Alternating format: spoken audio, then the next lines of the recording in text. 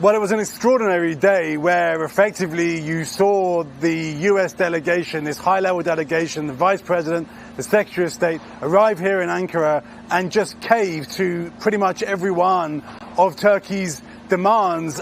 Really, their ambition was not just to stop the bleeding in Syria, but to stop the political bleeding in Washington, and to do anything to achieve that. And then you see President Trump in that extraordinary statement in which he effectively suggests that he supported President Erdogan of Turkey's aims and even the way he's gone about it all along. So comparing the invasion of Syria with President Trump's own unorthodox approach, saying you don't get things done without a little bit of rough love, and even saying that Turkey needed to be able to clean out this area, which is a pretty sickening way to talk about thousands of Kurds fleeing in what has been called by some people ethnic cleansing. So will they be celebrating in the presidential palace here in Ankara? I imagine they absolutely will be, because Turkey wanted a 20-mile wide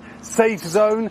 Today you saw the Vice President of America talking about a safe zone. They wanted the Kurdish forces that they've been fighting disarmed. Today the Vice President said that the Kurdish forces would be disarmed, and even that America will lift sanctions as long as this pause in the fighting holds. Now, of course, the question is, will it hold? Because with those comments from President Trump, effectively he is setting up the Kurds for being blamed if this ceasefire breaks down, because really the Kurds have gained pretty much nothing from this, and being disarmed and forced out of the region that you've been occupying for all of these years is going to be a very precarious position for the Kurds to be in. I mean, I think you'll see them driven more towards their alliance with President Assad of Damascus. And I think that's another big concern too, because what you've really seen is perhaps something that was inevitable, which is America swinging behind Turkey,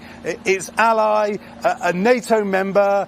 It was in many ways in America's interest that it would have to do that. But now you have Turkey sitting on a border up against President Assad's forces, backed by President Putin of Russia. And if there is another spark and more conflict, and Turkey and Syria come into conflict, then of course it could be very, very dangerous, with America and President Trump supporting President Erdogan and President Putin supporting Damascus and President Assad.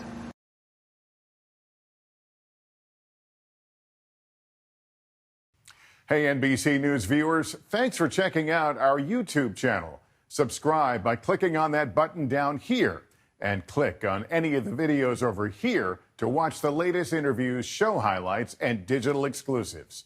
Thanks for watching.